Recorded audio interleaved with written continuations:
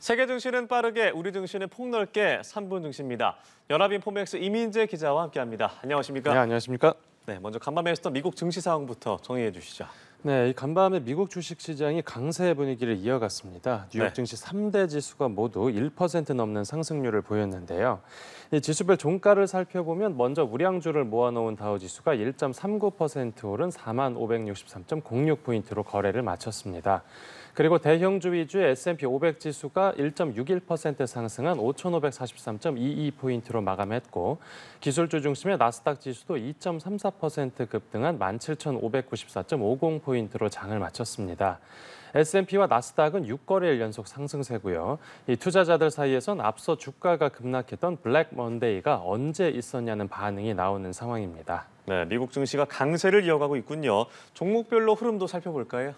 네, 우선 실적이 잘 나온 것들 위주로 주가가 돋보였습니다. 네. 이 월마트가 예상을 뛰어넘는 실적을 공개하면서 주가가 6% 넘게 뛰었고요. 또 대형 통신 장비 업체인 시스코 그리고 세계 최대 중장비 농기구 제조사인 디어앤컴퍼니가 호실적 덕분에 주가가 6% 넘게 올랐습니다. 또 미국 증시를 이끌고 있는 이 대형 기술 기업 7개 주가도 일제히 강세를 보였습니다. 테슬라가 6%, 엔비디아가 4%대 올랐고 메타도 2%대 상승하면서 강세 흐름에 동참했습니다. 이 알파벳은 전날에 미국 법무부가 반독점법 위반으로 사업부 해체까지 검토하고 있다는 소식이 전해지면서 하락했는데 이 하루 만에 반등에 성공했습니다. 네, 7대 기술주도 모두 강한 장세를 보였습니다. 이런 강세 분위기에는 앞서 발표된 경제 지표 영향이 컸죠? 네, 그렇습니다. 이제 간밤에는 미국 7월 소매 판매가 발표됐는데 이게 전망치를 웃돌았습니다. 네. 미국 경제의 중추인 소비가 활발하다는 점이 확인됐고요. 여기에다가 실업수당 청구 건수도 2주 연속 감소하면서 경기 침체 우려를 불식시켰고 그러면서 증시를 끌어올렸다는 분석입니다.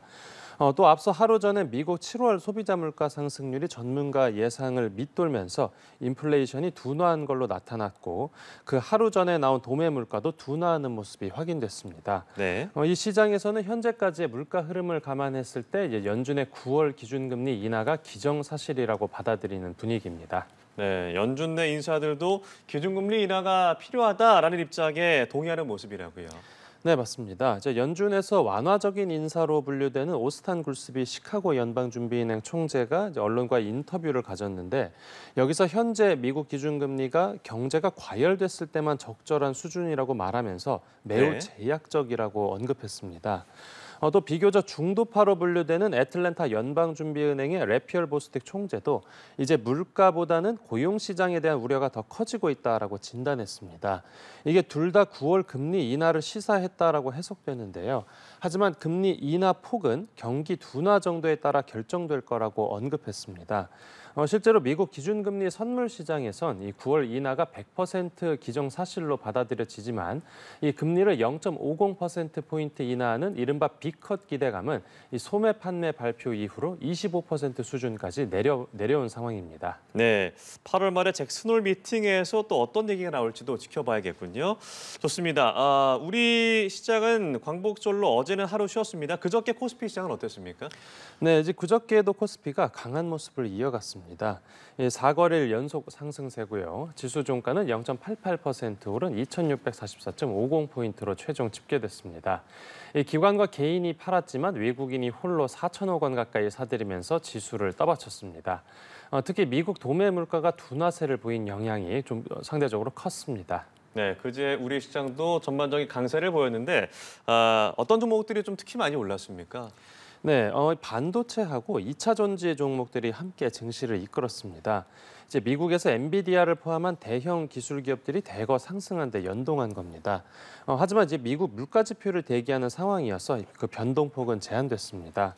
이 반도체 중에서는 삼성전자가 1%대, SK하이닉스가 2%대 올랐고 2차 전지 중에서는 LG에너지솔루션과 삼성 SDI가 각각 2%대, 그리고 코스닥 시장에 상장된 에코프로비엠이 3%대 뛰었습니다. 네, 2분기 실적 발표 시즌이기도 한데 희비가 엇갈린 기업들이 있다고요. 네, 이 우선 STX 주가 상승세가 돋보였는데요. 이 주가가 하루에만 17% 넘게 급등했는데 이 STX 엔진 영업이익이 1년 전보다 무려 5배 가까이 뛴 점이 호재로 작용했습니다. 네. 반면에 JYP 엔터 주가는 하루에만 7% 넘게 급락했습니다. 예. 이제 2분기 영업이익이 1년 사이에 80% 감소한 이른바 어닝 쇼크가 확인된 여파입니다. 이 JYP 엔터 주가는 올해 들어서만 50% 넘게 하락한 상황이고요. 그저께 8개 증권사에선 목표 주가를 일제히 하향 조정했습니다. 이 또 삼성화재 주가가 6%대, DB손해보험이 4%대 큰 폭으로 내렸습니다. 이 손해보험사의 경우에 역대 최대 실적을 거두긴 했는데 이 기대와 다르게 적극적인 주주 환원 정책을 내놓지 않으면서 이 투자자들 실망감을 키웠다라는 평가입니다. 네, 오늘 말씀 여기까지 들어보죠. 3분 증시 연합인포머엑스 이민재 기자와 함께했습니다. 고맙습니다. 감사합니다.